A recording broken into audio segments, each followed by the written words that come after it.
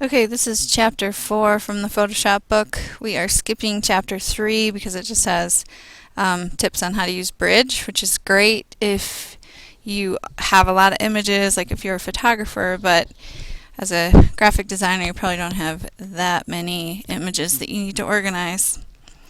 So I encourage you to explore it on your own, but we don't really need to cover it in this class. So what we do need to get to is the chapter 4 lesson documents. So if you go to Columbine Drive like you usually do, Common, Teachers, Howard, and you click and drag the lesson files onto your desktop, that will save you some steps. I've already got it there.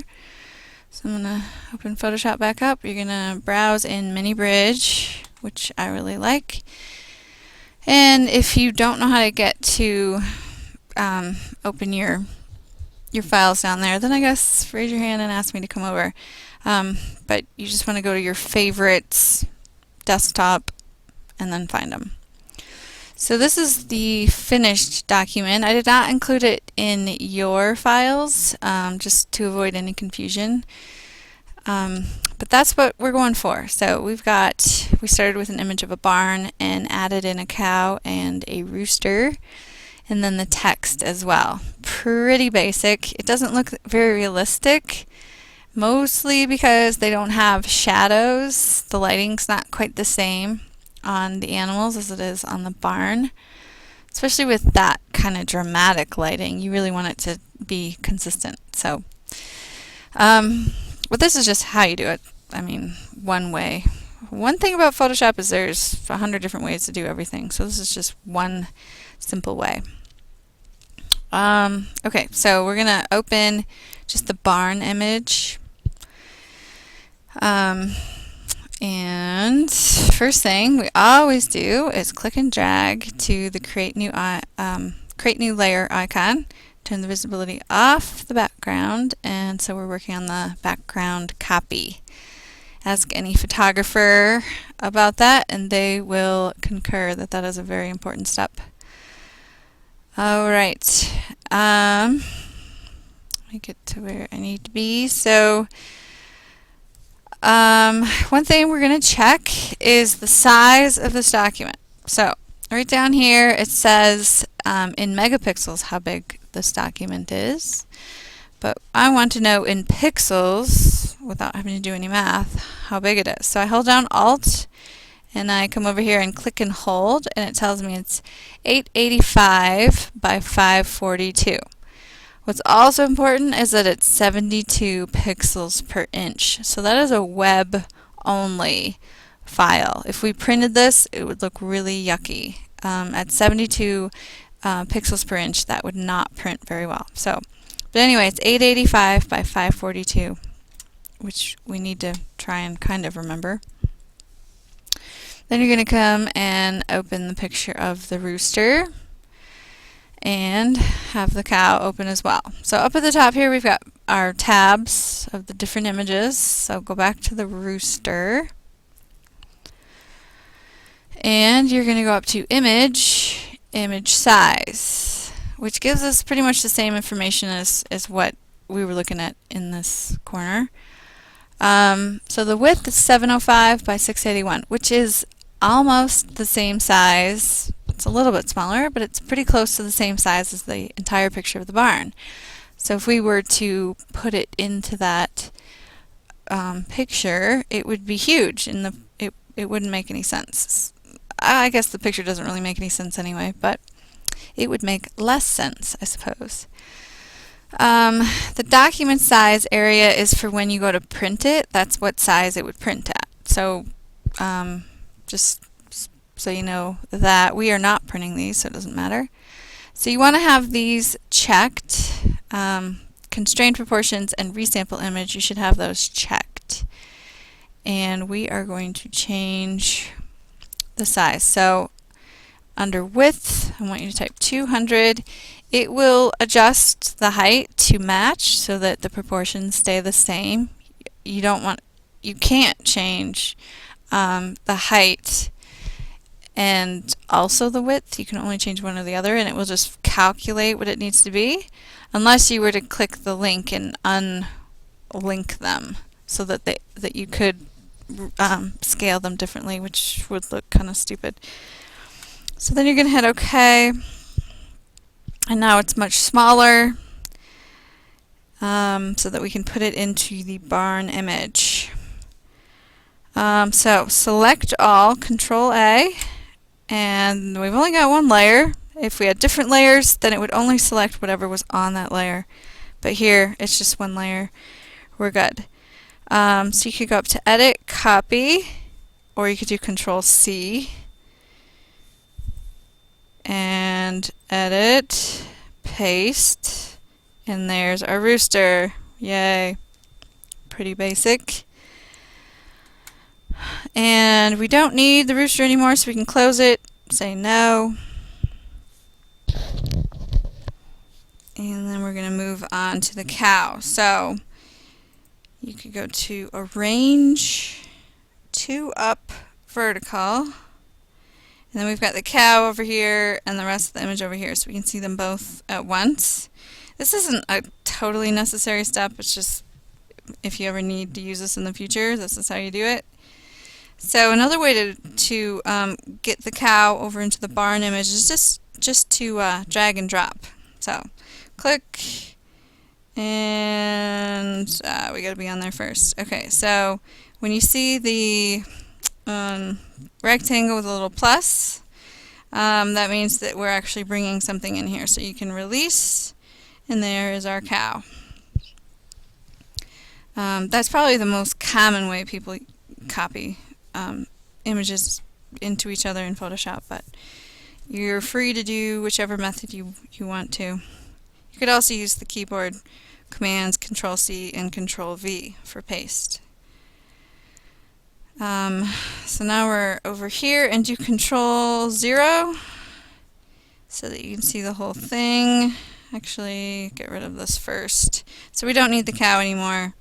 And now do Control 0. Okay, that's not working. Anyway, we'll fix it in a second. So that we can see everything all at once. Alright, so File, Save As, now that we've got everything in there. Add the underscore work.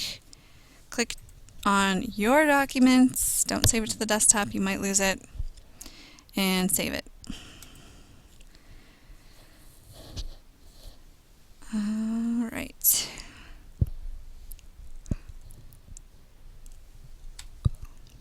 Alright, so we're going to change the name of layer 1 to rooster and layer 2 to cow. So I just double clicked on the name of the layer, double click, and you can change it.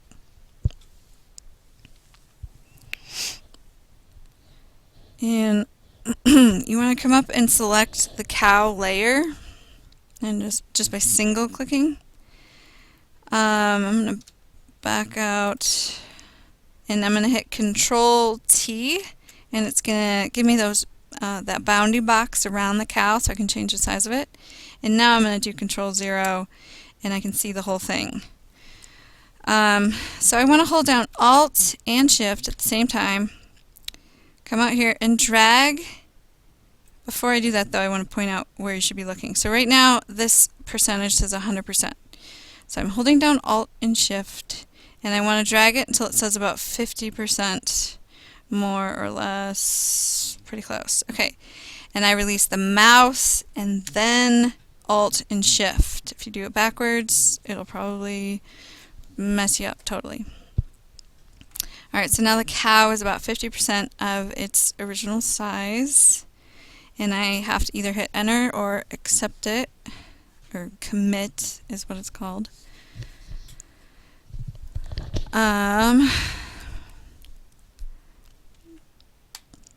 Okay, so now if I want to move the rooster, I'm like, okay, so now I want to move the rooster. Wait, I can't move the rooster. I'm trying to click on the rooster. It's not going anywhere.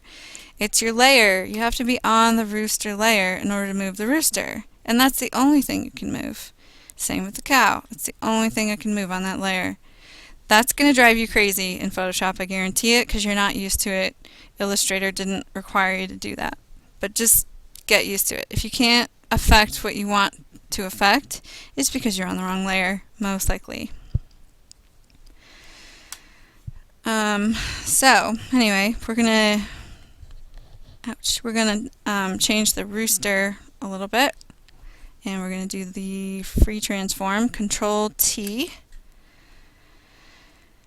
and this time Alt and Shift, and you want to scale it down to about 60%, pretty close. Okay, and release the mouse before you release Alt and Shift. Please hit the commit button, and now we're ready to move on. So go to your cow layer, and we're going to use the Magic Eraser tool. Sounds pretty cool. It is under the eraser. So Magic Eraser,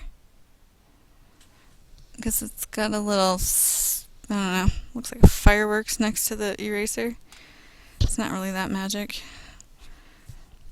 Okay, and then you are going to click once, bang, on the white space, and it goes away. It doesn't work, super well, because we've got some areas in between the tail that are kind of weird, and then it got rid of a part of the back that probably should still be there. But hey, the directions say to move on, so we're going to move on. Although I think you could probably get in there and get those areas if you were feeling a little bit OCD. Alright, so Control 0 gets me back full size, although that's really annoying me. There's a much better way to do this, but this is a beginning lesson, and I just don't want to overwhelm you all at once. Okay, so we're going to go to the rooster layer and do the same thing. Click. Alright, and then zoom in and kind of see how bad that looks. Not too bad. Okay. You've probably noticed that it looks really pixelated. You can see the pixels, where when we were working in Illustrator, you could not. You could zoom in as much as you wanted and you wouldn't see those little squares of information. And that's just because it's such a low resolution. It's that 72 pixels per inch, which is not very good. So just wanted to point that out for you. Alright, so select the Move tool. We're on the rooster layer. And we want to, it says to just experiment. It says to put it on the head of the cow, and you'll notice that it's behind the cow. How about that? You might wonder why that it's behind the cow, and I don't want to insult your intelligence, but it's because the rooster layer is underneath the cow layer. So if we click and drag till we see that line, the rooster is now above the cow, and now we can rearrange the order of our layers and the way things are seen. So I'm sure you guys all knew that, but just in case you needed a refresher. So ultimately we're going to put the rooster here-ish.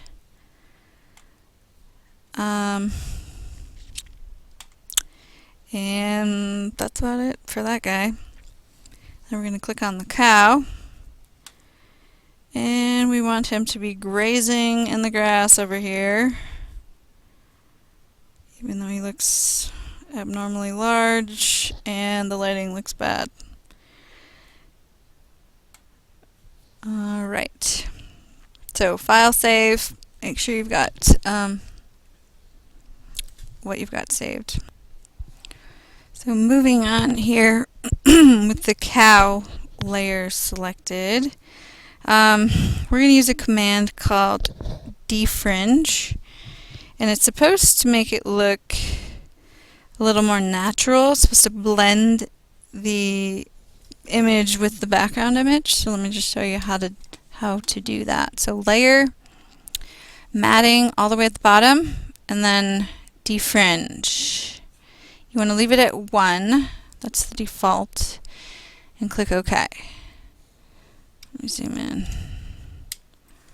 so that you can kind of see what it did. So I'm going to hit Control Z so that you can see the edge of the cow, and then if I hit Control Z again, it will redo my last move, so it will put the defringe back on. So that's without defringe, that's with. So it blends kind of the image with the background. So it's actually a really helpful tool. So we're going to come over to the rooster, switch over to the rooster layer. If you don't, you'll be affecting the cow. And layer, matting, defringe, also say 1, and hit OK. That actually looks pretty good. So Control Z and Control Z again will redo it. That's not so bad. Control 0 to zoom back out. That's what we've got so far. And go ahead and save it one more time. Okay, so now we're going to add the text that says Big Red Barn. Super creative. And we want to have the rooster selected, which it is. Click on the Type tool. And we're just going to click and release somewhere in the top section. We can always move it later. So it added a layer, and it added a layer above whatever was selected. So that's why I had the rooster layer selected. Although it wouldn't totally matter because my text is not going to go over any of my other images, so it wouldn't interfere. But because the book told me to, that's why I'm doing it this way. Alright, so we want Myriad Pro, which it already is. We want bold italic. And the font size at 72.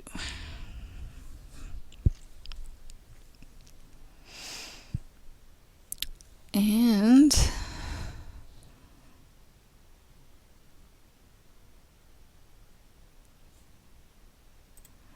then we want to choose the color. And it says to click on white or any light color. Okay. There we go. Pretty close. Hit OK. Then you're going to type Big Red Barn. It goes a little bit off my image. And I'm going to hit the commit, and then I'm going to hit the move tool and bring it down. Go back to my type tool because I realized that should be a little I. And there you go. So we want to add a layer style. Oh, I got to commit again. There we go. Add a layer style, so an effect. We want to add an effect to this, and stroke, which is the edge of my lettering. Click on the color box. It says to choose a red color. Whatever. Don't overanalyze it. And then hit OK again to accept it. And that's pretty much it. So now we're going to make sure you save what you've got.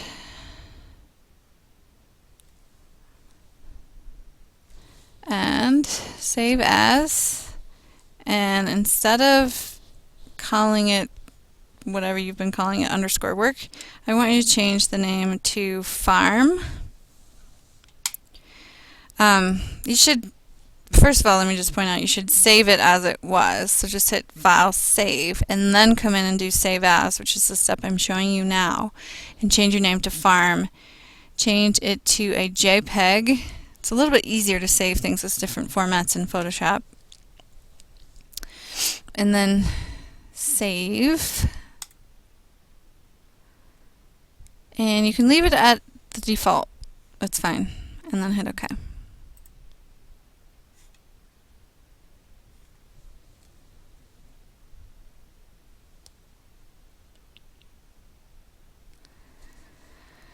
Okay, so that's one method of saving. And then another way, if you were going to print this,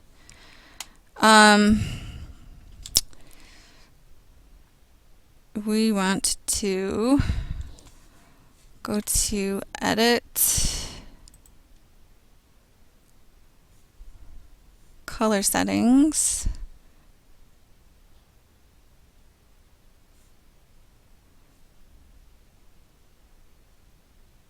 North America Pre-Press 2. Okay, so everywhere in the world has their own like little color theory type thing. So the CMYK and RGB is related to North America. And then you would hit OK here. And then we are going to go up to View, Proof Colors, and it changed some of the colors, like your red, possibly, changed it to what it would look like printed. So it would change it to a CMYK look, so that you could proof it before you actually went to print. And then you're going to go to Image, Image Size, and like I pointed out before, the resolution is 72, which is super low.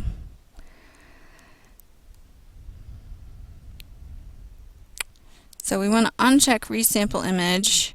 So when you have Resample Image checked, it's going to add pixels, and more often than not, the pixels that it adds are wrong. So that's not something you really want to have checked, because it's going to reduce your quality. So you're going to type 300 in here, and it's going to change the size, the printable size, to match what it needs to be. It's going to recalculate for you. So the biggest you could print this would be slightly less than 3 by 2 inches and maintain the quality, even though it's not very good quality. It would maintain whatever quality it had. And so you just have to live with that. You really can't do anything else. So if I had Resample here checked, I could change this to something larger, and it wouldn't say I couldn't do it. It just would allow me to do that. So you don't want to have that checked. I'm going to do that again.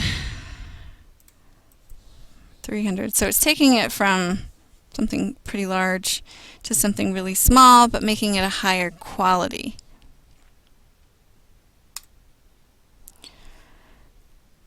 All right. So then you would go File, Save As.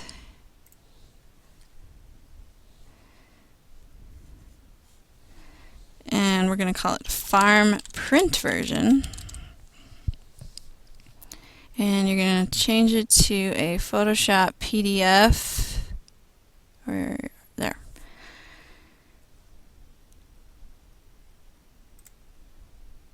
All right, so it's making it a PDF.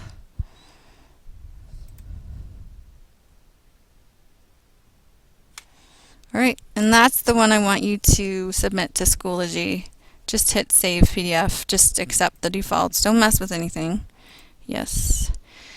And submit that to Schoology, and you'll be all done.